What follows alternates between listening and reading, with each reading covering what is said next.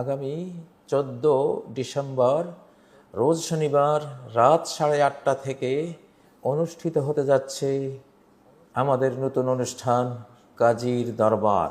এতে আমরা তুলে আনব জুলুম, নির্যাতন, চরম বৈষম্য ও মিথ্যা মামলা, হয়রানির দুঃখের গাথা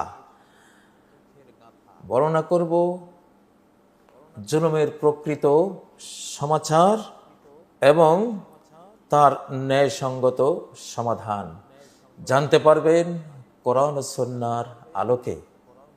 প্রিয় বন্ধুরা, এই বিশ্ব, এই মহাবিশ্ব টিকে আছে একটি আইনের ওপর। সে আইনটি হলো ইনসাফ, জাস্টিস, আল আদল।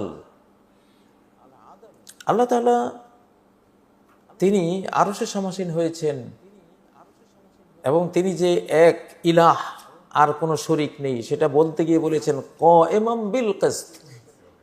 তিনি ন্যায় বিচার প্রতিষ্ঠাকারী, তিনি নিজে ন্যায় বিচার প্রতিষ্ঠাকারী। তিনি বলেছেন ইয়া ইবাদি ইন্নী হারামতু যুলমা আলা নাফসি, আমি নিজের উপর জুলুমকে হারাম করে দিয়েছি।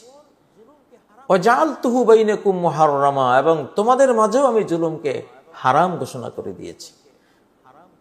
ফালা তাযালামু, অতএব কেউ কারো উপর জুলুম করো না। প্রত্যেকটি মামলা কিয়ামতের দিন রিভিউ হবে। প্রিয় বন্ধুরা, প্রত্যেকটি মামলা, প্রত্যেকটি জুলুমের মামলা আল্লাহ তাআলার কাছে রিভিউ হবে। তো যেহেতু রিভিউ হবে, সেহেতু লুকিয়ে রেখে তো কোনো লাভ নাই।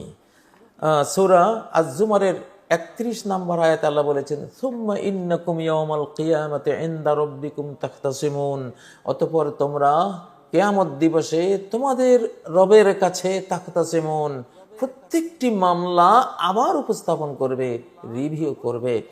রিভিউ করার জন্য সেখানে আরজি দেবে, সেখানে আহকামুল হাকিমিন, বিচার দিবসের তিনি চিফ জজ, তিনি সেদিন বিচার ফয়সালা করবেন। অতএব ভাইয়েরা, সেদিন আসার আগে প্রত্যেকটি জুলুম নির্যাতনের সঠিক বিবরণটা, সত্য বিবরণটা, সত্য তথ্য প্রবাহটা উঠে আসা উচিত এবং তার পাওনা দেনা কি হওয়া উচিত এগুলো বলা উচিত। আমরা সেই প্রয়াস থেকে নতুন এই স্বাধীন বাংলাদেশে নতুন জীবন পেয়ে উজ্জীবিত এই বিশাল জনগোষ্ঠীর মাঝে পরস্পরের অধিকারের যে বৈষম্য হয়ে আছে, দুনিয়াতে যত অশান্তি সব অধিকার হরণের কারণেই হয়, অধিকার হরণের কারণে। প্রথম যে হত্যাকাণ্ড হয়েছিল কাবিল কর্তৃক হাবিলকে, কি হয়েছিল? কাবিল হাবিলের অধিকার হরণ করতে চেয়েছিল। অধিকার হরণ করার উপায় হিসেবে সে দেখলো যে একে হত্যা না করে তো আমি তার অধিকারটা হরণ করতে পারছি না, এই জন্য সে হত্যাকাণ্ড ঘটালো। তো আমরা চাই জুলুম নির্যাতনের সবগুলো ইতিহাস সত্যভাবে তুলে ধরবো, তার সমাধান কি সেটাও তুলে আনবো, যাতে করে আমাদের দেশের সবাই একটা আলোকপ্রাপ্ত হন যে এই ধরনের সমস্যার সমাধান কি। সেটা আমরা আনবো অবশ্যই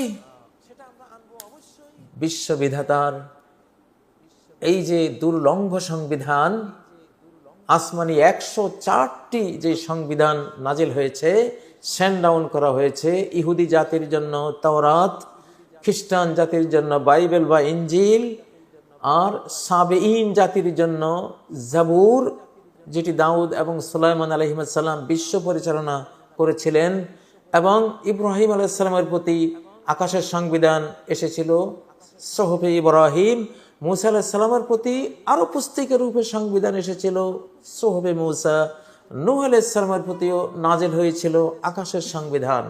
তো শেষ জামানায় আবার সব জাতিরাই, খ্রিস্টান জাতি তাদের বাইবেলের দিকে ধীরে ধীরে ফিরে আসছে, ইহুদি জাতি তাদের তাওরাতের দিকে ফিরে যাচ্ছে, মুসলিম জাতি তাদের মূল কোরআনিক সংবিধানের দিকে ফিরে যাচ্ছে। সব জাতিদের মধ্যেই এখন সেই প্রকৃত ধর্মীয় অনুশাসনে ফিরে যাওয়ার চেতনা জাগ্রত হচ্ছে, আমরা দেখতে পাচ্ছি।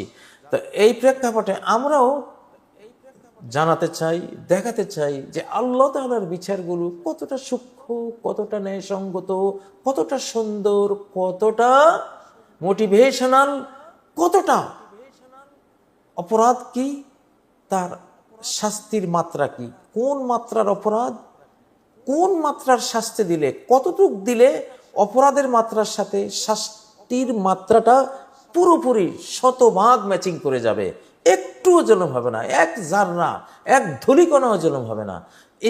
এই জিনিসগুলো বর্ণনায় আসা উচিত। প্রিয় বন্ধুরা, আমরা এই স্বাধীন বাংলাদেশের, বাংলাদেশ সরকারের, বাংলাদেশি এই জাতির সামনে একটি নতুন দিগন্ত তুলে ধরব জ্ঞানের জগতে ইনশাআল্লাহ, এটা আপনারা জানবেন। সেজন্যই প্রতি শনিবার রাত 8:30 ইনশাআল্লাহ বসবে আমাদের কাজীর দরবার। আমরা মজলুমদেরকে নিয়ে বসবো, তাদের জুলুমের গাথা শুনব, তার প্রতিকার কি হওয়া উচিত, কোরআন কি বলে, সুন্নাহ কি বলে, আল্লাহ কি বলেন, তো সেটা আমরা আপনাদের সামনে তুলে ধরব, যাতে করে এই পৃথিবী শেষে যে আরেকবার বিচারগুলো বসবে, সেখানে গিয়ে আমাদের এই বাংলাদেশে কোনো একজন মানুষ বিপদে পড়ে না যান। এখানে তার অজান্তে তার জুলুমটা অবশিষ্ট থাকার কারণে অনন্ত লোকে গিয়ে তিনি মহা বিপদে পড়ে যাবেন। সেখান থেকে উদ্ধারকল্পে এই কাজীর দরবার অনুষ্ঠানটি আমরা আজকে ঘোষণা দিলাম। প্রথম এটি আমরা লঞ্চ করব 14 ডিসেম্বর রোজ শনিবার রাত 8:30 বাজে। আপনাদেরকে কাজীর দরবারে দর্শক হিসেবে, শ্রোতা হিসেবে উপস্থিত থাকার আমন্ত্রণ জানাচ্ছি। আল্লাহ তাআলাকে সাথে রেখে, শাহানশাহকে সাথে রেখে, রাজাধিরাজকে সাথে রেখে তিনি কি বলছেন, তার মেসেঞ্জার কি বলছেন, সেটা থেকে তুলে আনতে চেষ্টা করব সকল সমস্যার সুন্দর, ন্যায়সঙ্গত, মানবিক, স্পিরিচুয়াল, ফিজিক্যাল সমাধান। আল্লাহ তাআলা তৌফিক দিন। সুবহানাকাল্লাহুম্মা বিহামদিক, আশহাদু আল্লা ইলাহা ইল্লা আনতা, আস্তাগফিরুকা ওয়া আতুবু ইলাইক। ওয়াসসালামু আলাইকুম ওয়া রাহমাতুল্লাহি ওয়া বারাকাতুহু।